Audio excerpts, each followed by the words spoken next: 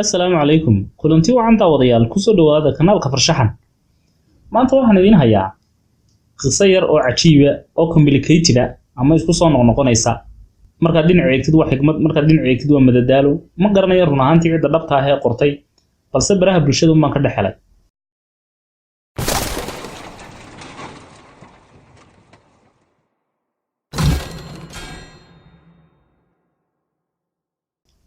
waxaanay ku bilaabmaysaa sida tan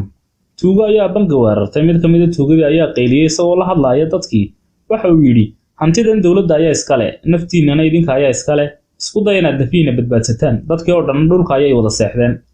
taas waxa la yiraahdaa inaad bedeli kartid habka ay dadku u fikiraan qof haweeney ah ayaa si qaldan u jiibsatay oo lugaha kala taagtay tuug meesha marayay ayaa wuxuu yiri fadlan reer magaal iska dhig meeshan kubsi kama dhacayo ee bangiga ayaa la dhacayaa si wanaagsan u jiibso taasna waxa la yiraahdaa shaqadaada bas inaad muhiimadda koobaad siisid waxyaabaha kalena aanad fiirin tuugadii ayaa marka ay lacagtii qaateen tuug yar oo shaqada ku cusbaa waxa uu u yimid tuugii weynaa isagoo ku dhahayo lacagta aan tirino tuugii weynaa oo 15 sano shaqadan ka shaqeynayay wuxuu yiri haystaalin warbixinta oo dhan waxaanu ka heli doonaa warka caawa TV-ga laga sheegi doono taasna waxa la yiraahdaa khibrad iyadaana ka muhiimsan shahaadooyinka mas'uulkii bangiga jooga ayaa wacay maamulihii ka sarreeyay wuxuuna yiri bangiga waxa laga dhacay 10 milyan ee booliska ma u sheegaa maamulihi ayaa ugu jawaabay may 10 milyan inooga saar khasnada isla markaana ku dar 70 milyan oo inagu maqnaa booliskana inta u sheeg taasna waxa la yiraahdaa inaad la dabaalan karto muujadaha miirarku dhanka ay u socdaan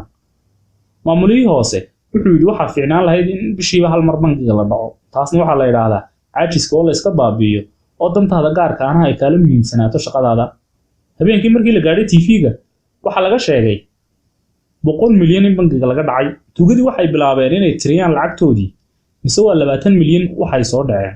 markaasay xanaaqeen waxayna yiraahdeen intaan tuugu noqon lahayn oo nafteena halis gelin lahayn waxay noo fiicnaan lahayd inaan wax barano sababtoo ah 80 milyan ay qaateen maamulayaasha iyagoo sharcad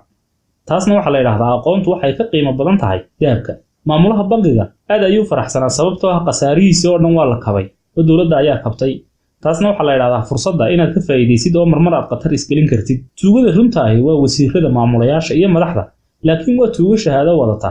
qof aqoon leh oo kaliya ayaa fahmi kara